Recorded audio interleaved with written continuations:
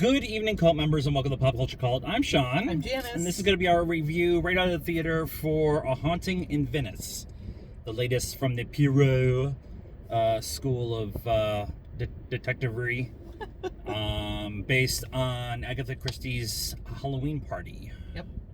Which I'm glad they said that. They showed it at the end as in the credits, because I knew it was an Agatha Christie, I just didn't know which one it was. Right. Thoughts? It was good. I mean, I really liked it. We were talking about it on the way out. It's like the right amount of scary. I mean, it is based on a Halloween Party. There is a Halloween Party at one point. Right. There's enough weirdness for you to wonder what's going on. Yeah.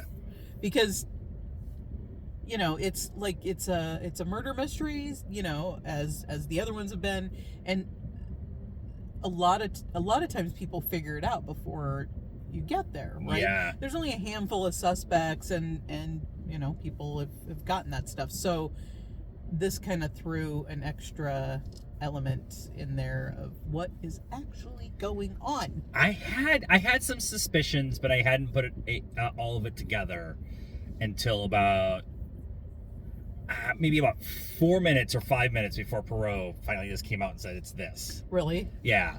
Because I at some point during the movie suspected everybody. Right. No, I did that too. But I was like, wait. There's one particular scene where I was like, that's a really giant explanation point of a thing to go, hey, look at this. Yeah. And they do a good job in the opening, where you spend time in Venice. Venice is one of the extra characters of this movie. But they spend time in Venice, setting up a lot of things and showing you a lot of pillars and buildings and boats, and like they do this really interesting thing about pointing out all this stuff to kind of make you think about, you need to pay attention to everything. And then they do it again in the hat once they get to the villa. They do it in the villa, and then once they get in the villa, it's all misdirect. So it's a lot of fun to sit there and go, okay, what is actually important and what isn't important? Yeah, there's so much misdirect. Yeah. So much. And then just the scene compositions. Shot composition. Compositions. Yeah. There's a lot of looking down like this way on people that are talking, which is supposed to, I mean, typically it's whoever's talking is looking down on somebody, they're asserting authority in a shot composition, but this was no one except the camera was actually, and it's just kind of to disquiet you, I guess, throw you off. Yeah. And there was another scene where Hercule is running around with a handheld, with the snorri cam in front of his face, and it's jarring. He's like, because he's running. I love that scene. Yeah. And they do a good job of setting up the mystery of the villa, and they use that part to kind of make you question even more of what you're seeing and what you're hearing and what you think you're seeing and what you think you're hearing and what things that and conversations that are being had. It's very, very well done. I think I like this more than Death on the Nile, and I really like the first one, Murder on the Orient Express, because that one is a murder mystery and you're figuring out who killed him, but the resolution for that one is very satisfying. And then this one is sad. The resolution is sad.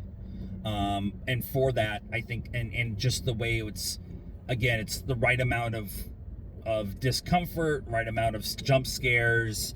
It's not overly scary, but it is presented in a way to make you be off-centered, as I'm trying not to shake the camera.